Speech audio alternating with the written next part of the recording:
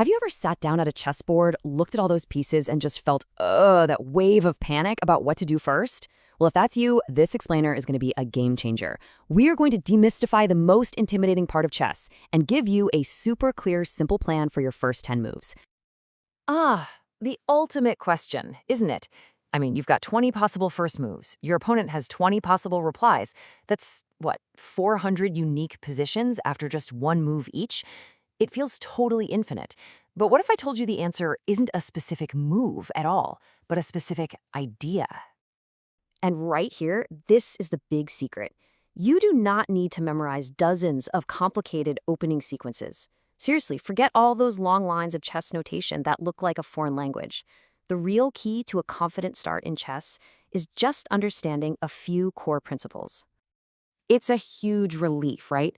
You don't need to be a supercomputer. You just need a blueprint, a set of goals that you can aim for at the start of every single game you play. Okay, so let's get into it. What is this magical blueprint? Well, it's basically a simple checklist of 3 goals. If you can focus on achieving these 3 things, you will almost always find yourself in a great position, no matter what your opponent throws at you. Just 3. Everything we're about to cover, every strong opening, every solid defense, it all comes back to these 3 core objectives. You master these, and you've pretty much mastered the opening phase of the game. So here's your new mantra. Write this down. Number 1, control the center. Number 2, develop your pieces. And number 3, castle early for king safety. Let's break down exactly what each of those actually means. First up, control the center. You see those 4 squares right in the middle? Think of them as the high ground on a battlefield. Any piece you put there can attack and defend in every direction. By planting your flag here with your pawns and pieces, you give your army maximum power, and you really start to cramp your opponent's style. All right, goal number 2, develop your pieces. Your knights and bishops on that back rank, they're like sleeping soldiers. Developing them just means waking them up and moving them into the fight, usually pointing towards that center we just talked about. You want to get your army mobilized as fast as you can. And this gives us 2 golden rules for doing that efficiently. Knights before bishops, that's a great guideline because it's usually much clearer where the knights should go early on. And not moving the same piece twice? That's all about tempo or, the efficiency of your moves. Don't waste time repositioning one soldier when you could be bringing another one into the game. Our third and final goal is to get your king to safety. And castling is such a fantastic move for this.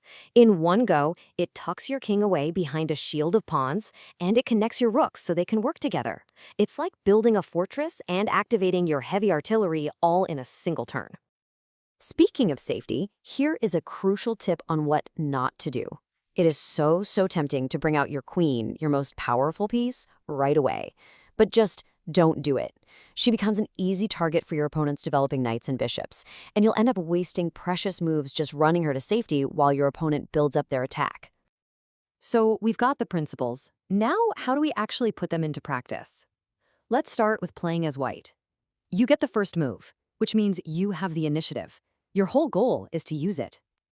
Here are 2 fantastic principle-based openings. First, the Italian game.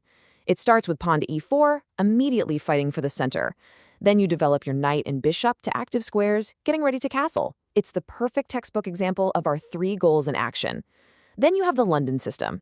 Think of this as your solid, super reliable choice. It's a setup you can play against almost anything, and it focuses on creating a strong pawn structure and developing your pieces in a really logical way.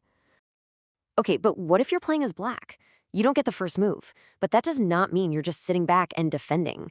Your job is to respond with confidence, challenge what white is trying to do, and set up your own solid position based on those very same principles. So against white's most common first moves, here are some excellent choices. If white plays e4, both the French and the Caro-Kann defenses are incredibly solid ways to immediately fight back for control of the center and build a strong pawn foundation. And if white plays d4, the Slav defense does the exact same job. It's reliable, it challenges the center, and it gets you ready for simple, effective piece development. See? They're all designed to achieve those same core goals.